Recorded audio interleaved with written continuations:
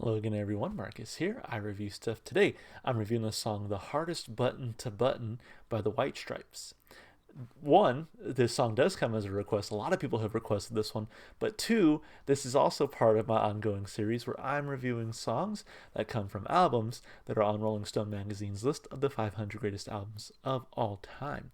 The way the series works is I'll do reaction videos for two, sometimes three songs from each album on the list, and then eventually I'll go and listen to the rest of the album on my own, come back and let you know what I thought. And so this particular song comes from the album Elephant by the White Stripes, which is number 449 on Rolling Stone magazine's list and was released by V2XL Third Band in 2003. About the album, Rolling Stone says the Stripes exploded out of Detroit with a minimalist garage blues attack, just Jack White on guitar and Meg White on drums, taking on the world. These kids insisted they were a brother and sister even after people learned they were secretly a divorced couple. But against all odds, the low-budget duo became a global sensation for their sheer rock power. Elephant seized with raw desperation and lust in Seven Nation Army, Hypnotize, and The Hardest Button to Button, which we're listening to today. Jack plays Guitar Hero in the 7-minute jam Ball and Biscuit. And so, I've heard Seven Nation Army before. In fact, not to go on too much of a tangent, but I was actually just thinking about this the other day because I knew this album was coming up, that, to me, I've sort of stopped listening to that song altogether just because I feel like it is super overplayed. It's one of those that gets played at every sports arena and gets played.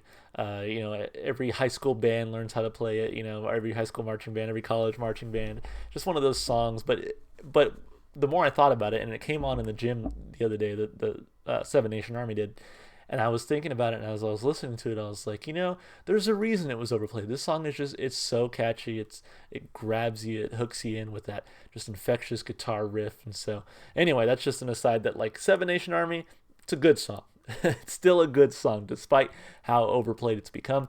But because I know what they can do between Seven Nation Army, and then I've heard a few other songs on the channel as well, like Dead Leaves in the Dirty Ground, Truth Doesn't Make a Sound or Make a Noise. I forget what the word is on that. But and then I've heard songs like Icky Thump and Fell in Love with a Girl just kind of on my own.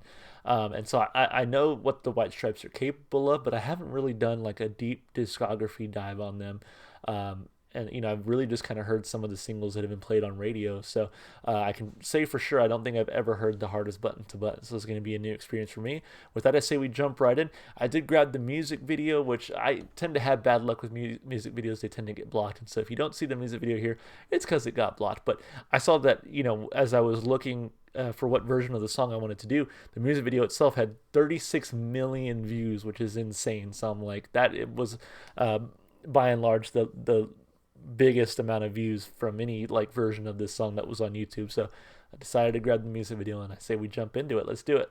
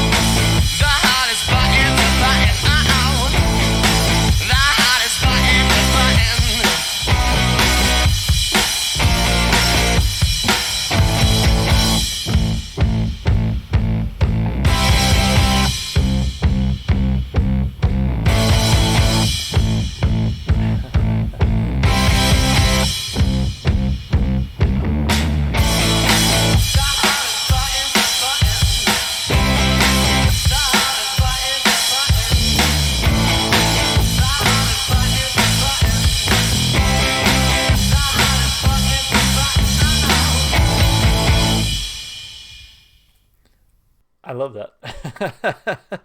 Simply as I can put it. I love that. It was just it is so catchy. It grabs you right away. The drumming I think is brilliant. The guitar work is fantastic. Jack White I think sounds really great vocally, and so yeah, this was a lot of fun to listen to. Just and very simplistic. Like they didn't do anything super over the top. There weren't any like super intricate drum fills or guitar solos or anything like that. They just did a very solid, like sort of down to earth, like blues rock song. I loved it. So anyway, let's break it down piece by piece like we always do. Of course, starting with those lyrics. And I do want to read this about section real quick. It does say, "The Hardest Button to Button" is the third single taken off the White Stripes' 2003 album Elephant. The song is about a kid growing up in a broken home. It was a quick song to write, one of the few that actually began with White sitting at the piano and genuinely being struck by an almost completely formed idea. He wrote the lyrics at home, but fleshed out its signature rhythmic thrust in the studio with Meg. It's best remembered for its iconic stop motion music video. I'm glad I watched the music video after all. That was a lot of fun, I will say. Directed by Michael Gondry. At first, the band was reticent to use Gondry's idea, especially Jack White, who'd recently shattered his left index finger in a car accident. Damn. And could have and would have to mind playing the song for hours with a large black cast on his hand. The incident so affected White that it's actually reflected on the singer's Saul bass-inspired cover alongside his obsession with the number 3. On top of that, he already had another idea, a Jim Jarmusch-directed piece about Thomas Edison's execution of Topsy the Elephant and to star Philip Seymour Hoffman. What a weird, strange thing. Anyway, Gondry's idea won out, and the video was shot over 3 16-hour days. Damn, that's a long time to be working. On location in the Upper West Side due to all the gear that had to be hauled around, 32 identical drum kits, 32 amps, and 16 microphone stands. I was actually wondering during the video, like, how much equipment did they have to have on hand for this? That answers it right there. All the locations were within about 600 feet from each other. Though the amps were rented, the drum kits had to be bought outright to prevent eBay scalping. All 32 kits were later donated to a local school of music. That's actually really sweet. I like that. It also features a cameo by Beck, who'd had some previous experience with Gondry, as the man in the white suit who gives Jack White the box with something in it. Meg White has since called the video her favorite. I would say I still probably Fell in Love with a Girl more just because that whole like Lego stop motion is so much fun. But anyway, Meg White is obviously entitled to her opinion. So anyway, the single and the video were a massive success. The single peaked at number 8 in November. In 2006, the band made a cameo in an episode of The Simpsons where an extended homage to this video proceeds after Bart's therapist recommends he take up drumming. In 2010, the song was included in the video game Rock Band 3. In 2011, Time Magazine named it one of the 30 best music videos of all time. All right, I won't read the rest of it. There's a lot of information here. I did want to read that. Actually, while I scroll down here,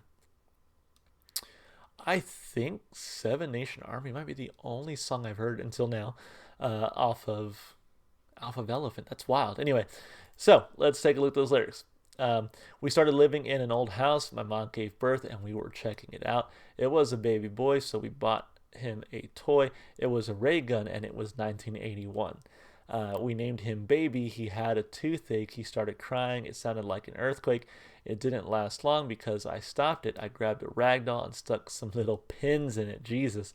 Now we're a family and we're all right. Now we got money and a little place to fight. Now we don't know you and we don't owe you, but if you see us around, I got something else to show you.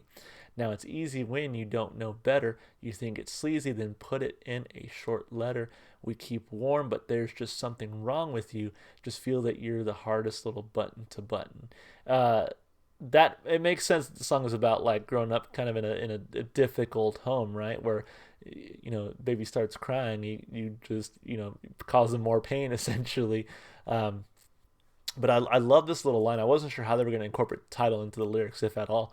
But just feel that you're the hardest little button to button. And I got to say it, wearing this today, super relevant. Like this button to me, this top one is always the hardest one to button. And then when I do get it buttoned, it's like I feel like I'm slowly being suffocated all day. And so it's funny that I super relate to that line because it's like, yeah, imagine being this top button and everybody's just like pissed at you all the time, and they feel like you're choking them out, right? Slowly throughout the day, that kind of thing. So I had opinions that didn't matter. I had a brain that felt like pancake batter. I got a backyard with nothing in it except a stick, a dog, and a box with something in it. Yeah, I mean, straight up, just I got no toys. I got no enrichment in my household. It's just like, it's hard. It's rough growing up in this environment. The hardest button to button, the hardest button to button, kind of goes on with that for some time. Hardest button to button. Yeah, I think, lyrically, there were some great lines in there. And I think it does tell a very cohesive kind of like story. It sort of paints this atmosphere, paints this picture. And so, yeah, I did this one a whole lot lyrically. I'm giving it 2 big thumbs up.